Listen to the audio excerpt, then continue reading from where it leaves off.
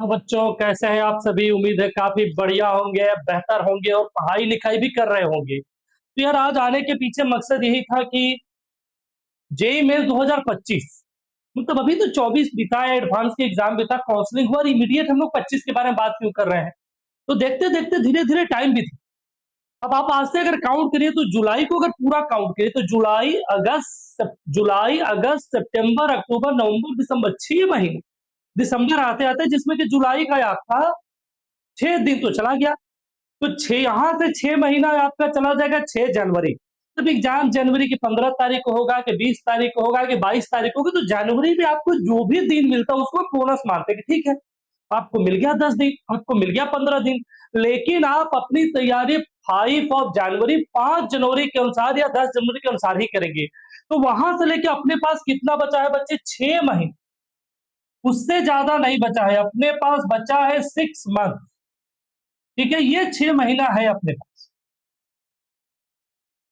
कि सर तैयारी कैसे करें?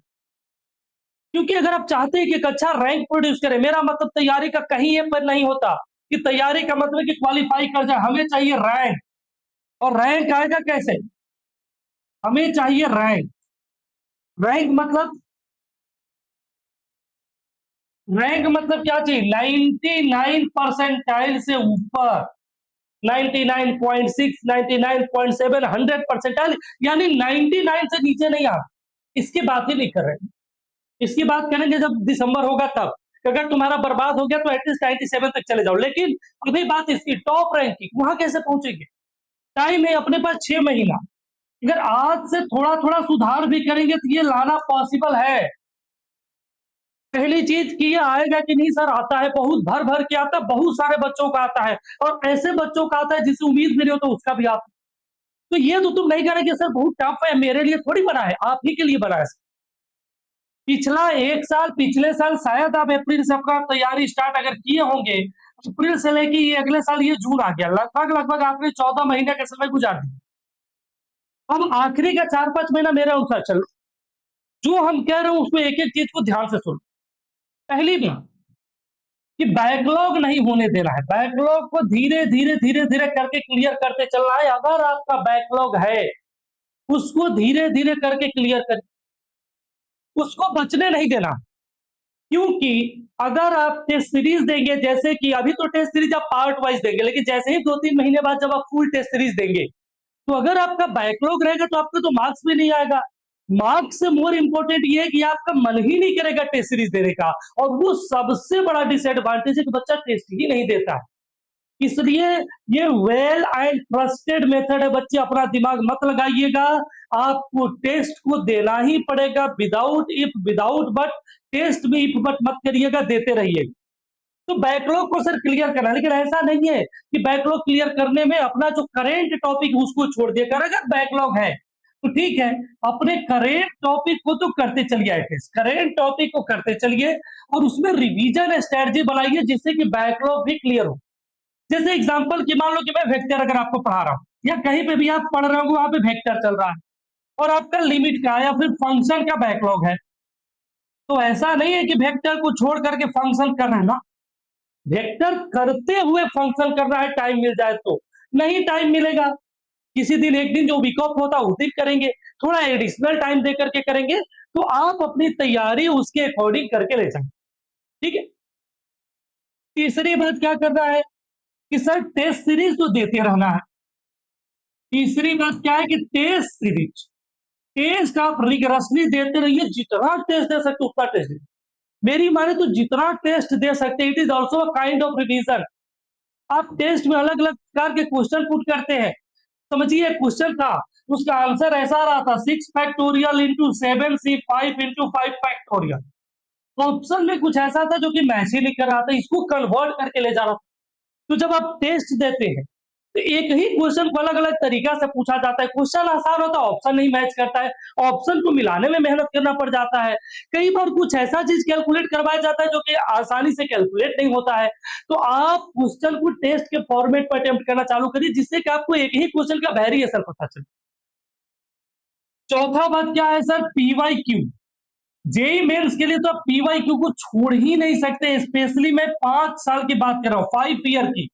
पिछले 5 साल का पीवाईक्यू को रगड़ जाइए पकड़ के, एकदम नहीं छोड़ना है बच्चे, क्योंकि डायरेक्ट क्वेश्चन आता है। हम किसी दिन इसका एनालिसिस कर रहे हैं, आपको वीडियो भी दिखाएंगे। जैसे अभी 2024 का पेपर हुआ, उसके कम से कम 15 क्वेश्चन ऐसे होंगे मैथ्स के अंदर जो कि किसी न किसी पिछले साल में आए हुए पेपर से ही पूछे गए। डेटा सेम नहीं था, पैटर्न सेम था, क्वेश्चन सेम, कॉन्सेप्ट सेम था। तो आप पीवाईक्यू को छोड़ नहीं सकते, लेकिन ऐसा नहीं करना कि पीवाईक्यू 2-3 बार करके रट जाना है, रटना नहीं है। हर एक क्वेश्चन का कॉन्सेप्ट बनाना है। पहले क्वेश्चन करिए, थ्योरी पढ़िए, फिर जाइए पीवाईक्यू पर कि अगर यार इतना पढ़ने के बाद अगर हम 2024 में स्टूडेंट होते, क्या ये क्वेश्चन हमसे बनता कि नहीं बनता। अगर आपको लगता है कि 70% क्वेश्चन आपसे बन जाते, मतलब आपका थ्योरेटिकली या कॉन्सेप्चुअली आप स्ट्रॉन्ग है, तो आपको पीवाईक्यू करते रहना है। तो टेस्ट कर लिए, पीवाईक्यू कर लिए, और सर लास्ट में जो रिवीजन कराया जाएगा, जिस भी संस्थान में पढ़ते होंगे, कई सारे बच्चे क्या करते हैं कि नहीं आते, नहीं लास्ट में आप आइएगा। अब लास्ट में मान लीजिए सब आपका सिलेबस खत्म हो जाता है नवंबर में, लेट सपोज आपके पास पूरा दिसंबर बचेगा और जनवरी में मान लेते हैं कि 15 दिन इसमें बचेगा। अब अगर यार 45 दिन में रेगुलर आप क्लास आते हैं, वहां सिर्फ रिवीजन चलता है। रिवीजन का मतलब थ्योरी नहीं, हम अपने यहाँ से 10-10, 15-15 क्वालिटी क्वेश्चन लेकर के आते हैं, तुम 15-15, 20-20 क्वालिटी क्वेश्चन लेकर के आते हो।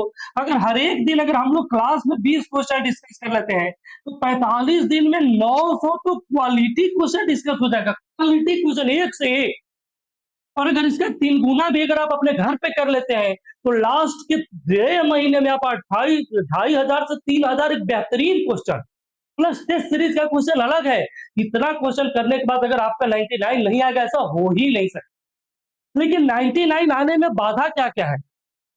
बाधा जानते हैं सबसे पहला क्या है कि बच्चा को लगता है कि सर बैकलॉग बहुत हो गया, कोचिंग आने जाने में टाइम लगता है, तो हम अब ऑनलाइन पढ़ रहे हैं। ये सबसे पहला बाधा नंबर 1 है, प्रॉब्लम पार्ट है। जिस चीज को तुम अपना समझ रहे तो वही तुम्हारे लिए नुकसान कर गया। ये मेजर प्रॉब्लम है कि सर आने जाने में टाइम लग जाता था, तो हम सोचे कि ऑनलाइन लेकर के पढ़ लेते। शायद एक आध बच्चा कर भी जाता होगा, मैं इसकी गारंटी नहीं देता। बात 1% वाले को हो भी नहीं रही, बात हो रही है जनरलाइज केस की। 99% बच्चे क्या ऐसा कर पाएंगे? तो आंसर है बिग बिग नो, नहीं कर पाए। एक बच्चे की मैं बात नहीं करूं, आप शायद कर लें, एक दो बच्चा शायद कर ले जाए, that is the different thing. More और लेस ये किसी से नहीं होता, क्योंकि जब ऑनलाइन नहीं था तो लोग कैसे पढ़ते थे। आज आपके पास ऑप्शन है तो आप यहां से भाग गए कि हमसे बैकलॉग क्लियर नहीं हो रहा, हम घर पे पढ़ेंगे। आप जो वन शॉट देखते हैं उससे ना, ये तो अच्छा क्वेश्चन तो नहीं हो सकता, उससे आप क्वालिफाई जरूर कर जाएंगे, 80 नंबर 100 नंबर ला देंगे, लेकिन 150 नंबर नहीं आएगा बच्चे। और इसलिए याद करिएगा, ये वाला अगर आपके दिमाग में आता होगा मत करिएगा। दूसरी बात कि सर हम अभी तो 12th पढ़ रहे, 11th का पूछा जा रहा है टेस्ट में, हम टेस्ट नहीं देंगे। सबसे बड़ा प्रॉब्लम ये भी क्रिएट करता है, ऐसा मत करिएगा। देते रहिएगा टेस्ट, देते रहिएगा टेस्ट, चाहे आपका टॉपिक अच्छा हो चाहे बुरा हो।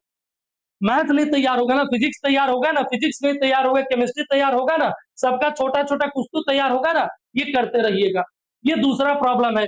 और तीसरा कि सर जल्दी सिलेबस खत्म करिए, अगस्त सितंबर में जैसे ही सिलेबस अगर मान लिया खत्म कर दिया, तुम आना बंद कर दिए, क्लास आना बंद कर दिए, ये मत करिएगा। ये तीसरी समस्या, जब क्लास ही नहीं आते को लगता है कि सिलेबस खत्म हो गया, हम खुद पढ़ेंगे खुद कर लेंगे, ऐसा लगे होने ना बच्चे। तो फिर 14 लाख बच्चे जेई का परीक्षा देते हैं और 120 130 नंबर का आईटी नहीं मिलता। उनका लेवल ऑफ इंटेलिजेंसी आप देख सकते हैं कि ऑन एन एवरेज 360 के पेपर में 130 भी ना। तो आप इंटेलिजेंसी देखिए स्टूडेंट्स का क्या है, यही तो है। और ये सारे अपने अपने दिमाग के बहुत तेज वाले हैं, बहुत दिमाग लगाते हैं, तो इनका ये सब, तो ये सब नहीं करना है।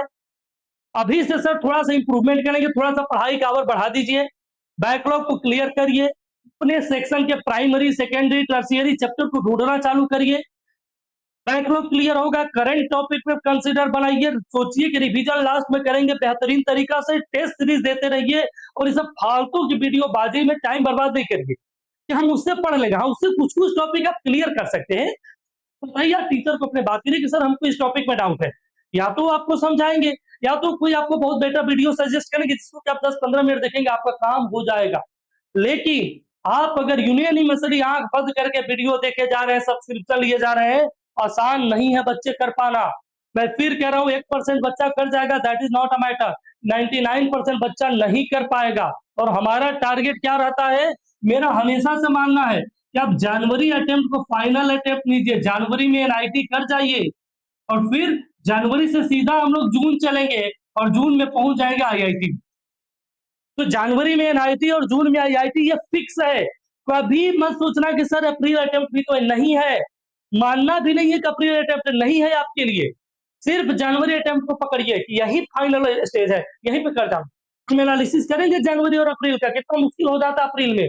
आप जनवरी अटेम्प्ट को फाइनल मारिए बच्चे, तो कुछ भी स्पेशल नहीं करना, जैसे पढ़ रहे पढ़ते रहिए, टेस्ट सीरीज वगैरह देना स्टार्ट करिए।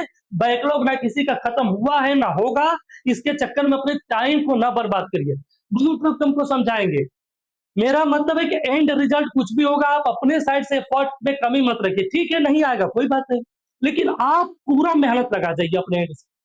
ये सोचना ही नहीं है कि क्या होगा, जो होगा देख लेंगे। सोच के क्या कर लोगे, करते रहो ना यार, आना होगा आ जाएगा। हम करने पे बिलीव करते, और आप करिए, मेरे अनुसार आपका नंबर आएगा। लेकिन अगर नहीं भी आया कोई बात नहीं, आज उसको हम क्यों सोचे, आज बस यही सोचना कि हम भी 99 प्लस करके रहेंगे, हमसे भी होगा। हम प्रयास तो उसी का करेंगे, अगर नहीं हो पाया तो कम से कम तुमको अपने पर रिग्रेट तो नहीं होगा ना, यार ये कर लिए होते, वो कर लिए होते, कुछ भी कर लिए होते। अभी कर, आप जब जिंदा हैं अभी इसी लम्हे में सोचिए कि अभी क्या करना है, आगे क्या करना छोड़िए, आज करिए कि आज हमको मेहनत आज ही से स्टार्ट करना है। जिस लम्हे में तुम जिंदा हो वो लम्हा तुमसे जिंदा है, तुम अपनी करनी कर गुजरो, जो होगा देखा जाएगा। जब करिए, मेहनत करिए, जो होगा देखेंगे, क्या करना है उसमें। ठीक है, तो आप मेहनत करते रहिए बच्चे, स्ट्रेटजी वीडियो हम लेकर के आते रहेंगे बीच बीच में। लेकिन आप जो मैंने कहा, क्लास नहीं छोड़ना है, फालतू चीजों के चक्कर में नहीं पड़ना, मेहनत करते रहिए, बैकलॉग आपका डिप्रेस न करे, मेहनत करते रहिए, आराम से आपका सिलेक्शन होगा। ठीक है, तो wishing you all the best कि आप मेहनत करेंगे, आज ही से एक स्ट्रेटजी बनाएंगे, अपनी अपनी स्ट्रेटजी बनाइए, लेकिन मेहनत करिए, पीवाईक्यूज को करना चालू करिए। पीवाईक्यू को एकदम रटना नहीं है, समझते हुए कर जाओ। ठीक है, चलिए, all the best, thank you very much, thank